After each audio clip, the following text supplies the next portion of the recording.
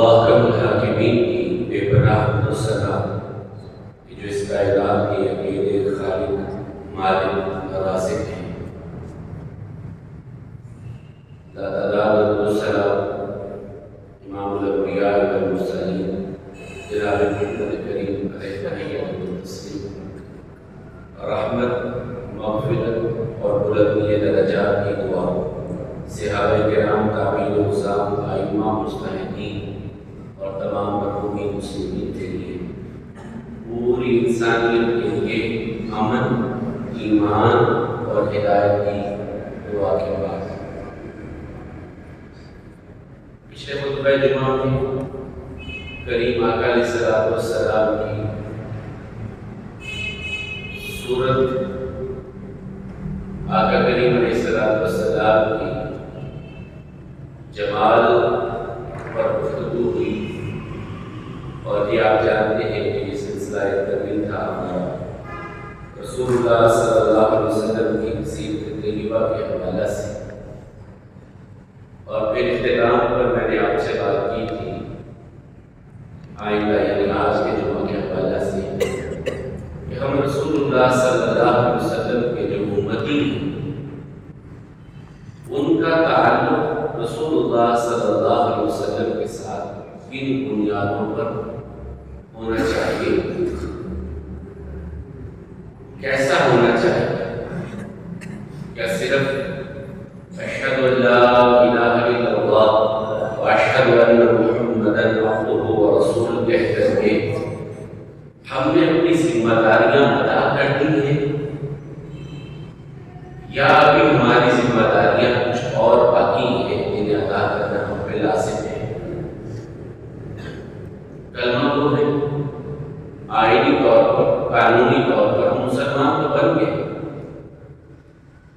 لیکن اس اسلام کے کچھ تقاضے ہم سے جو تھے، اس ایمان کے جو تقاضے ہم سے تھے،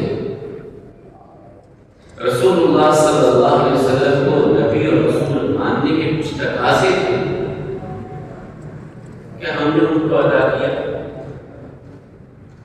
اور اس پر بہت بہترین خطاب تھا ہمارے قاری محترم ڈاکٹر صاحب، سورۃ اعراف کی ایک آیت کے ضمن میں 4 بنیادیں بیان کرتے ہیں امتی کی رسول اللہ صلی اللہ علیہ وسلم کے ساتھ تعلق کی۔ والذین آمنوا بہ وعزروہ ونصروہ واتبعوا النور الذی انزل معہ، 4 یہ بنیادیں ہیں ہماری رسول اللہ صلی اللہ علیہ وسلم کے ساتھ تعلق کی۔ سب سے پہلا ایمان، والذین آمنوا بہ،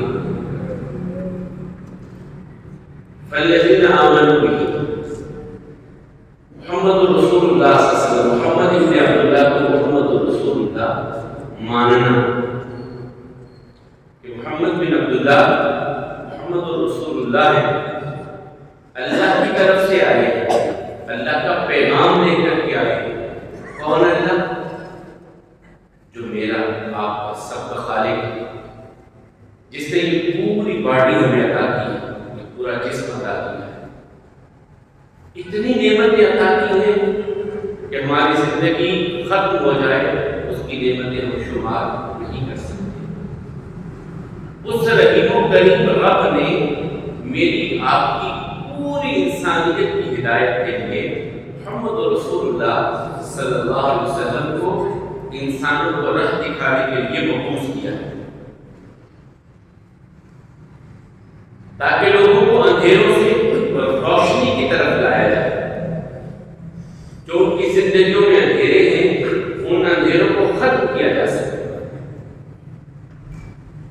یہ یقین ہونا کہ وہ جو کچھ ہمیں پیغام دے رہے ہیں، جس پر وہ عمل کر کے دکھا رہے ہیں، وہ ہمارے رب کی منشا کے مطابق ہے، اپنی مرضی سے نہیں دے رہے ہیں، جو کچھ دے رہے ہیں ہمارے اسی رحیم و کریم رب کی طرف سے، جو کچھ ان کی طرف وحی کیا جا رہا ہے۔ وما ينطق عن الهوى ان هو الا وحی یوحی، جو اللہ کا پیغام ہوتا ہے وہ ہم تک پہنچا دیتے ہیں۔ اور ہمارا رب جس طرح ہمیں زندگی گزارنا ہم چاہتا ہے، جس طرح میرے بندے زندگی گزارے،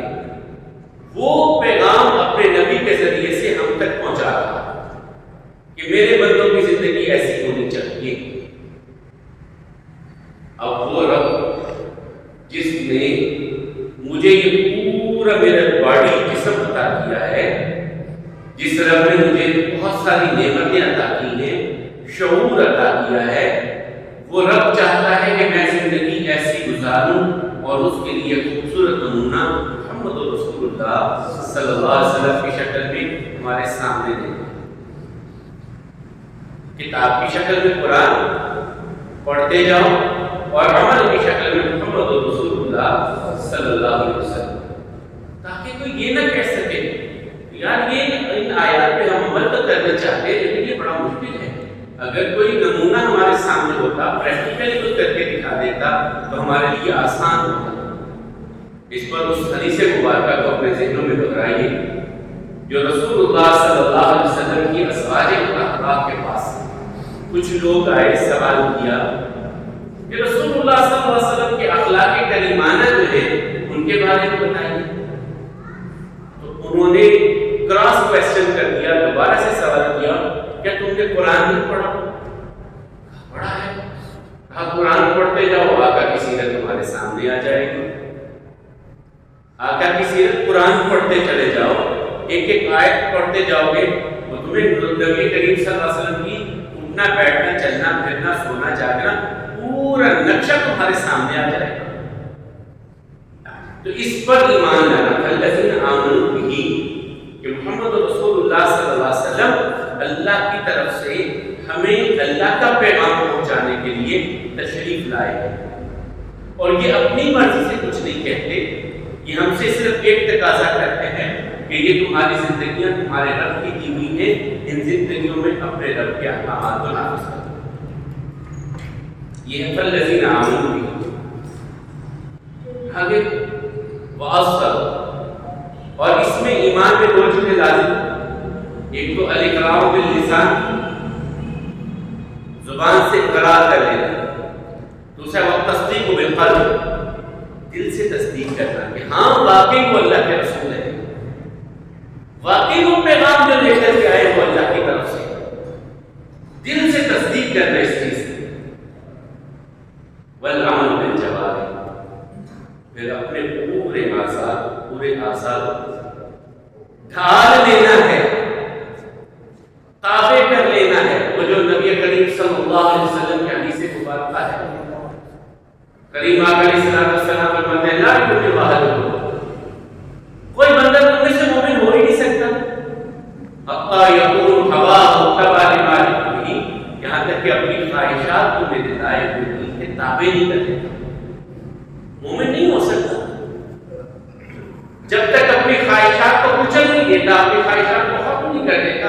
دین کے معاملہ میری سوچ یہ کہتی ہے، میرا ذہن یہ کہتا ہے، میری سمجھ میں یہ بات نہیں آتی، جو اللہ تعالیٰ کے احکامات ہیں انہیں قبول کرنا ہے. وہ حکمتیں سمجھا دے اس کی نوازش ہے، وہ سمجھا بھی دیتا ہے. حکمتیں انسان کو سمجھ آ جاتی ہے کس حکم میں کیا حقیقت ہے، کیا حکمت ہے، کیا دانائی ہے، کیا معاملات ہیں، وہ سمجھا بھی دیتا ہے.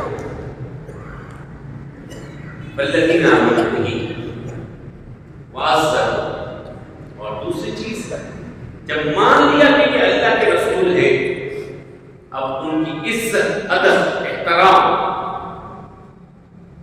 توقیر اس حد تک اللہ تعالیٰ کس حد تک چاہتے ہیں.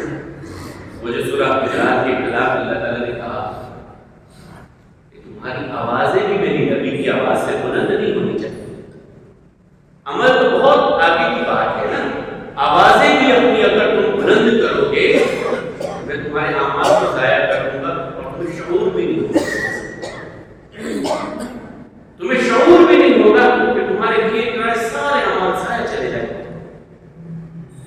یوں ادب احترام ہم جب بیٹھتے تھے آقا کے سامنے تو یوں بیٹھا کرتے کہ سروں پہ پرندے ہیں، پرندوں سے مراد کیا ہے کہ ہم اونچی سانس بھی ایسے سانس بھی لیں گے تو وہ پرندے اڑ نہ جائیں. تو بندہ بڑا ساکت شامل ہو کر کے بیٹھتا ہے، پوری توجہ کے ساتھ بیٹھتا ہے. تو ہم یوں بیٹھا کرتے تھے رسول اللہ صلی اللہ علیہ وسلم کے ساتھ، کوئی اونچی سانس بھی نہیں لیتا، ادب احترام یوں ہے. اور اسی احترام کے بارے میں تو رسول اللہ صلی اللہ علیہ وسلم نے فرمایا کہ اس طرح مجھ سے کہ اپنے والدین اولاد سب چیزوں سے بڑھ کر مجھ سے جب تک محبت نہ کرے ایمان کامل نہیں. کہاں یاد آئے عمر بن خطاب رضی اللہ عنہ ہاتھ پکڑا ہے کریم علیہ السلام نے دونوں جا رہے اور عمر خود کہتے ہیں یا رسول اللہ صلی اللہ علیہ وسلم آپ مجھے ہر چیز سے زیادہ محبوب ہیں، ہر چیز سے زیادہ پیارے ہیں، الا نفس مگر اپنی جان سے بڑھ کر نہیں. میں عمر تیرا ایمان ابھی مکمل ہے، تیرا ایمان مکمل ہے جب تک اپنی جان سے بڑھ کر مجھے محبوب نہ سمجھے.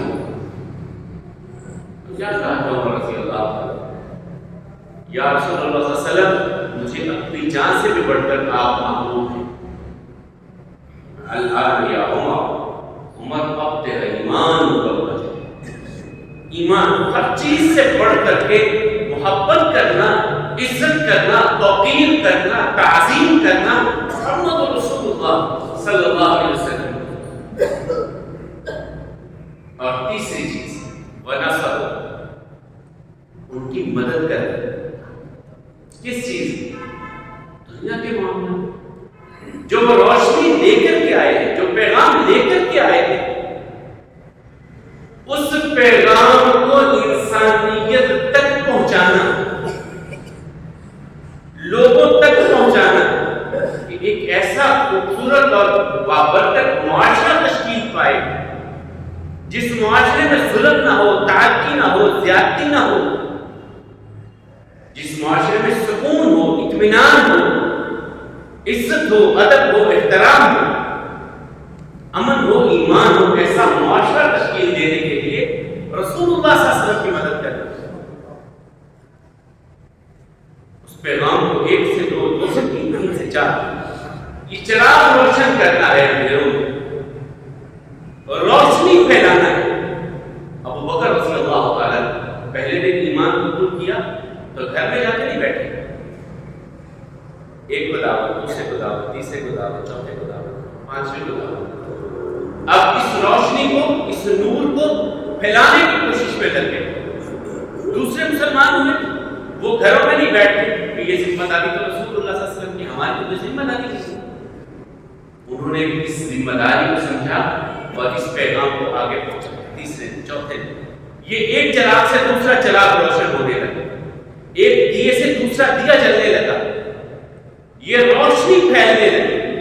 اور روشنی جب پھیلنے لگی تو جو اندھیروں کے عادی تھے انہوں نے اس چراغ کو بجھانے کی کوشش شروع کی. یریدون لیطفئوا نور اللہ بافواہہم واللہ متم نورہ. وہ بجھانے لگے کہ روشنی پھیلے گی، جو انسان ہمارے غلام ہیں یہ تو ہماری غلامی سے نکل جائیں گے، جو ہمارے ہاتھ چومتے ہیں یہ ہم یہ سمجھیں گے کہ ہم تو ایکول ہیں، ہمارے مساوات ہیں، ہم ایک جیسے ہیں. یہ جو ہمیں سجدہ کرتے ہیں بڑا سمجھ کر کے کہ یہ بڑے خاندان کے ہیں، یہ تو ہمیں سجدہ نہیں کریں گے. انہوں نے اس روشنی کو ختم کرنے کی کوشش کی. جو لوگوں سے نذرانے بٹورتے تھے، جو لوگوں کے مال غصب کرتے تھے، جو لوگوں میں عقیدے اور عقیدت اور دین کے نام پر اپنی عبادت کرواتے تھے، جو انسانوں کو اپنا غلام بناتے تھے، وہ کیسے چاہ سکتے تھے کہ یہ روشنی پھیلے؟ ایک بندے کے ہاتھ چومے جا رہے ہیں، لوگ سجدے کر رہے ہیں، انہیں نذرانے دے رہے ہیں، وہ سمجھتے ہیں یہ بڑی بابرکت شخصیات ہیں، وہ دین کے نام پہ جو کچھ بنا کے دے رہے ہیں.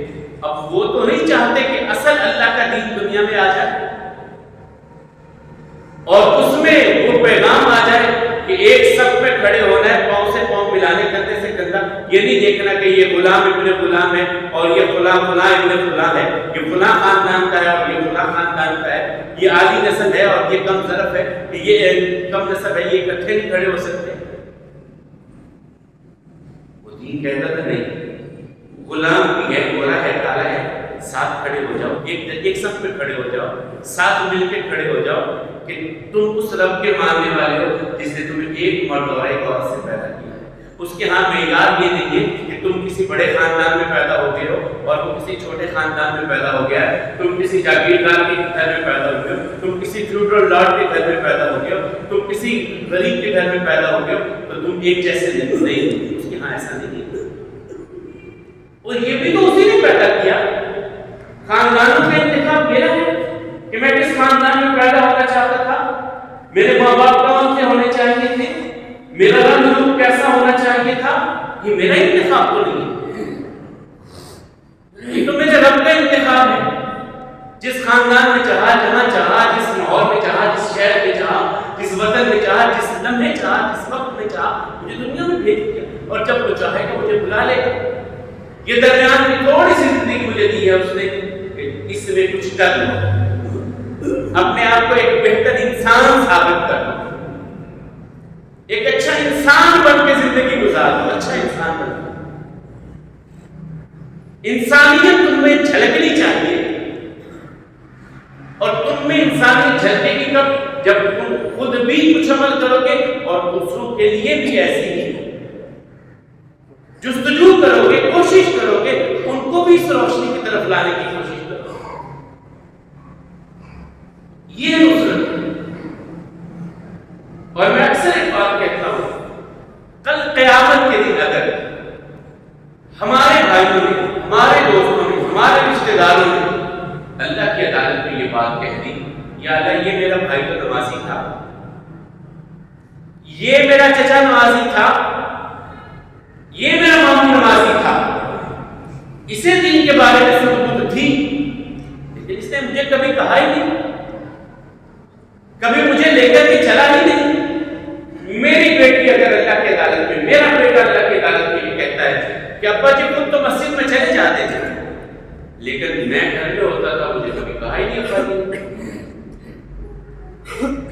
میں گھر کے کام لیٹ کرتا تھا، یا میں گھر میں کھانا لیٹ بناتی تھی، ابا جان ناراض ہو جاتے تھے، لیکن کبھی میرے ابا جان نے مجھ سے پوچھا ہی نہیں کہ بیٹی آج سارے دن میں تو نے دن کیسے گزارا، تیری رات کیسے گزری، تو نے اپنے رب کو راضی کرنے کے لیے کیا کیا، کیا تیری دن اور رات میں کوئی ایسا کام تو نہیں ہوا جو میرے رب کو ناراض کرنے والا تھا؟ کبھی پوچھا اپنی اولادوں سے؟ جھجک محسوس کرتے ہیں، ایک گیپ ہے ہمارے اور ہمارے بچوں کے درمیان، ہم انہیں نہیں بتلاتے۔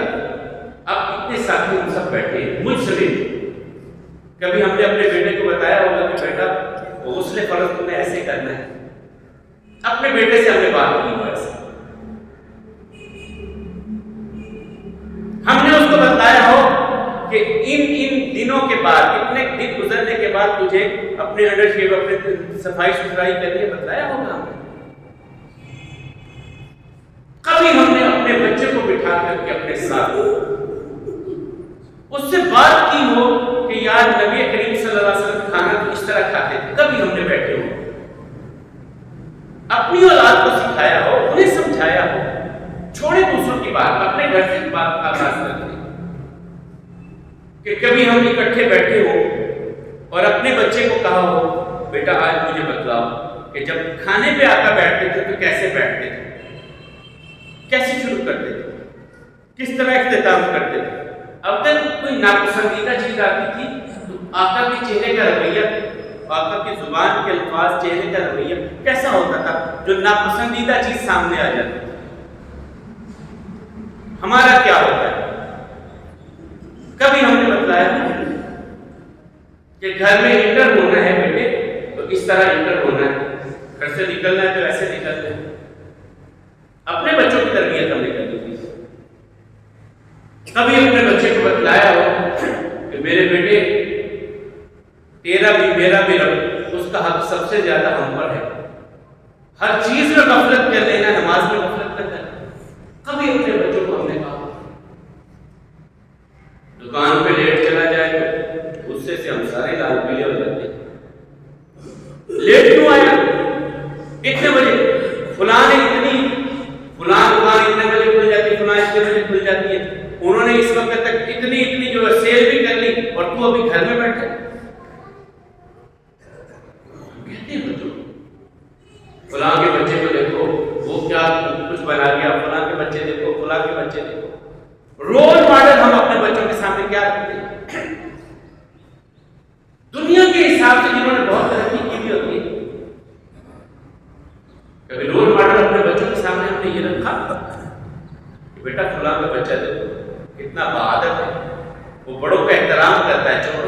محبت کرتا ہے، اس میں انسانیت جھلکتی ہے، اس میں اسلام جھلکتا ہے، اس میں محمد رسول اللہ صلی اللہ علیہ وسلم کی سیرت جھلکتی ہے،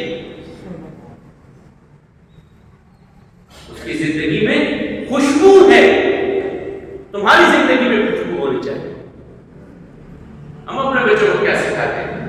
وہ کہیں جھگڑ کر کے آ جائے تو کہے جی فلاں نے تو مجھے، تو ہم کہتے ہیں تیرے منہ میں زبان نہیں تو اس نے تجھے گالی دی تھی، تم بھی جواب دیتا اس کو۔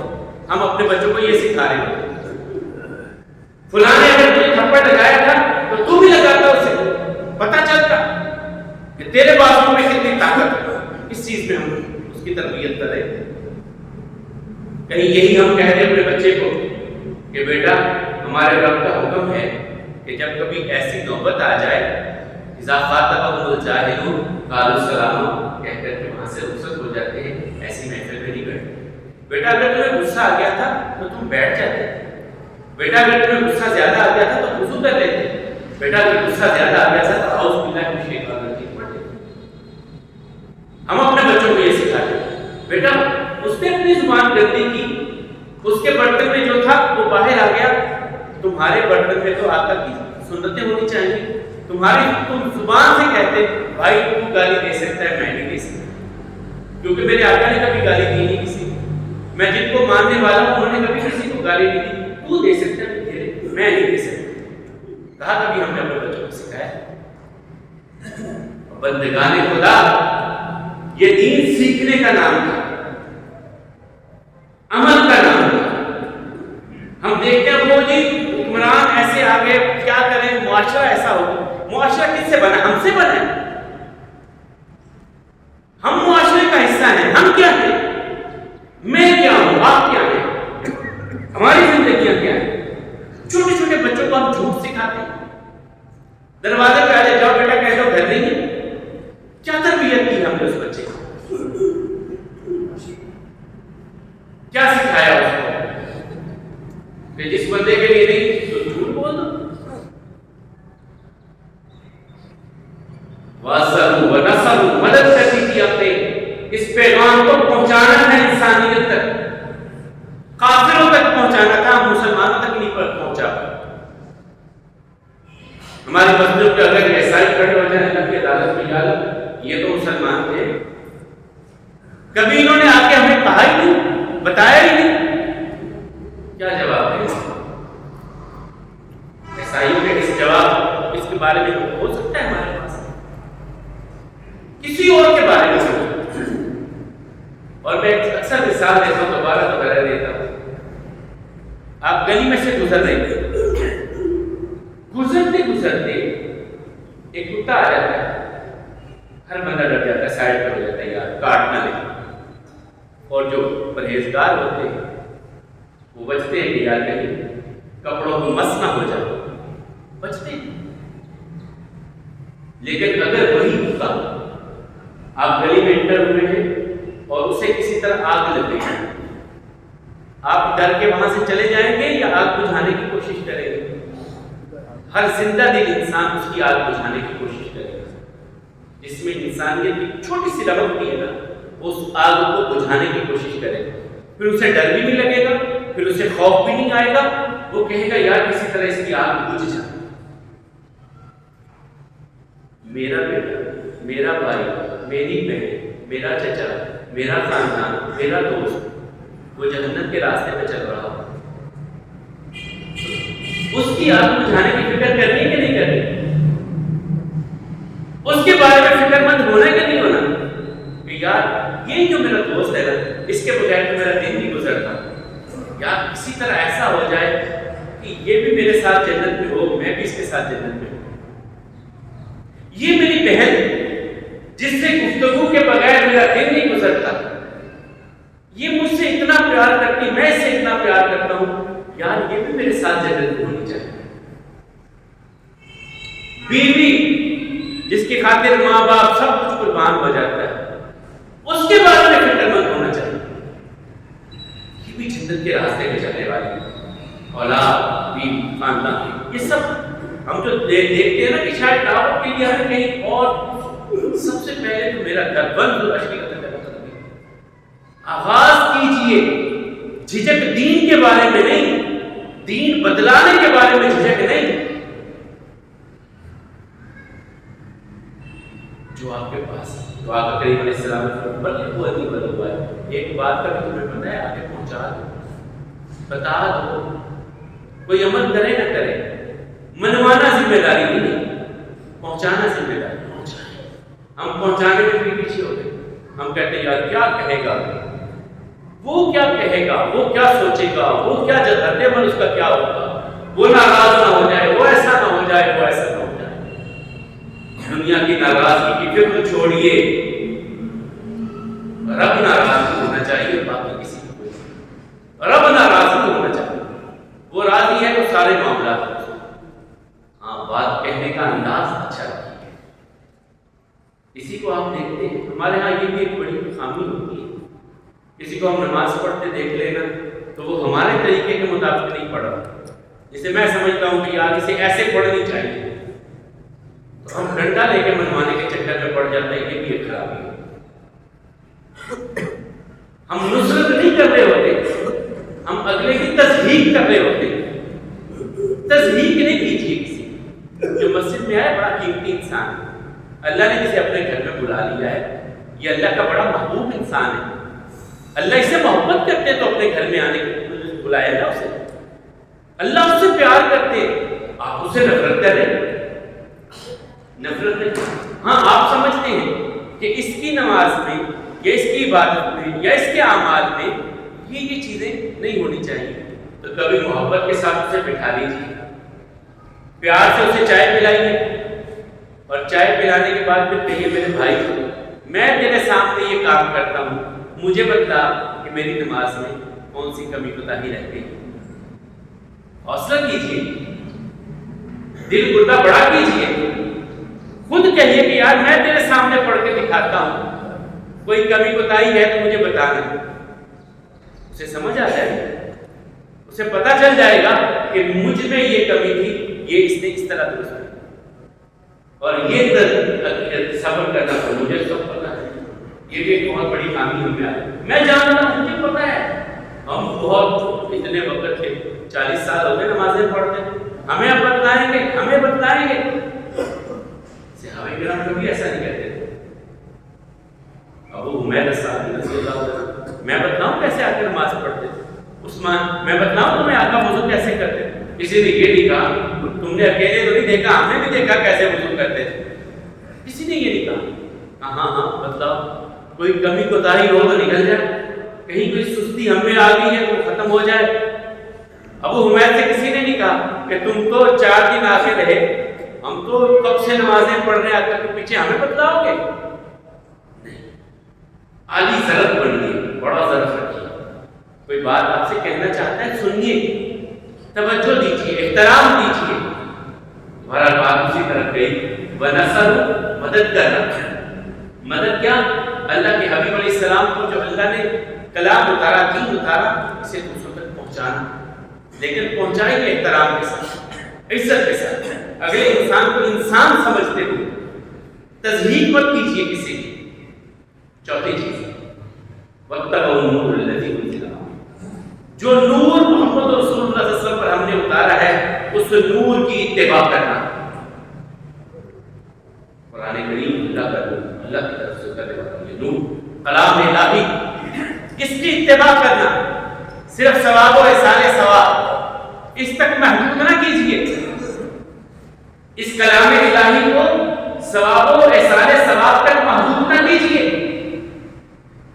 کہ جہاں کلی کی عالم ہے تو بھائی پڑھ لو، یاسین پڑھ لو، اس کے لیے فوت ہو گیا تو اس کے لیے پارے پڑھ. اپنے لیے پڑھیے، پہلے اپنے لیے پڑھیے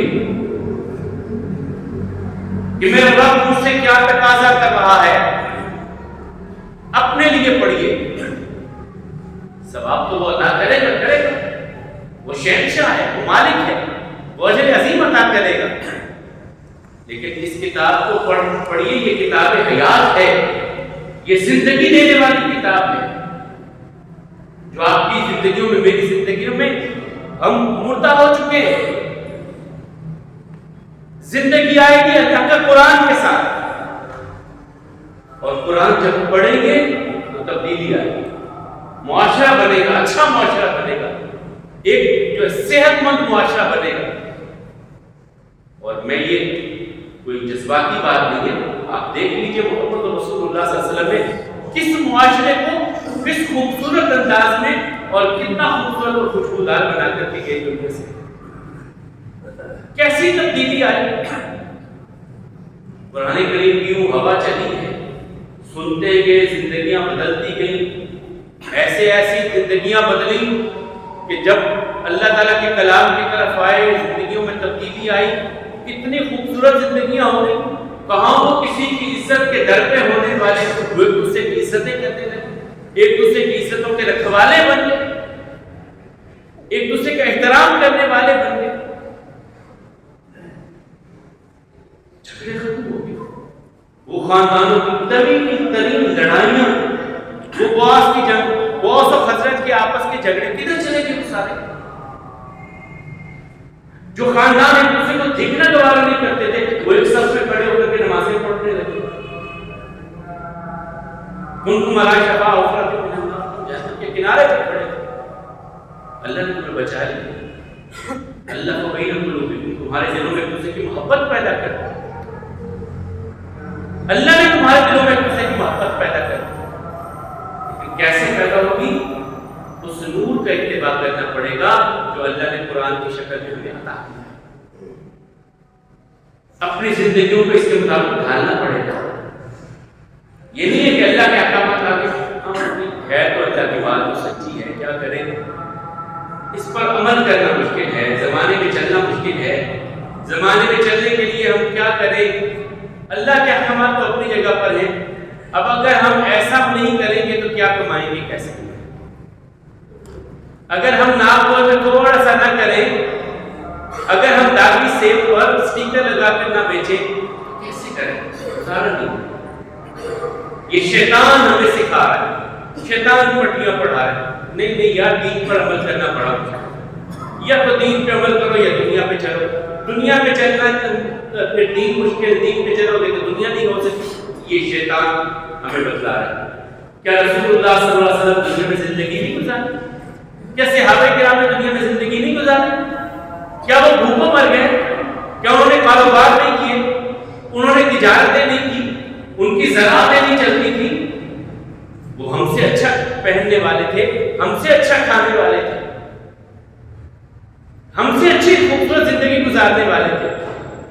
میں نے آپ کو بتایا تھا کہیں کہ عبد الرحمن بن عوف رضی اللہ تعالیٰ دنیا سے رخصت ہوئے تو کروڑوں کے حساب سے اس دور میں، اور کہیں دور کہاں چلے جاتے ہیں. عثمان بن عفان رضی اللہ عنہ کی جو بات ہوئی، اس سے ایک غزوہ تبوک کے موقع پر کروڑوں کے حساب سے رسول اللہ صلی اللہ علیہ وسلم کو چندہ دے دیے. دین پر عمل کرنے سے آپ کی تجارتیں نقصان میں نہیں جاتی. شیطان آپ کو کہتا ہے اور آپ شیطان کی بات مان لیتے.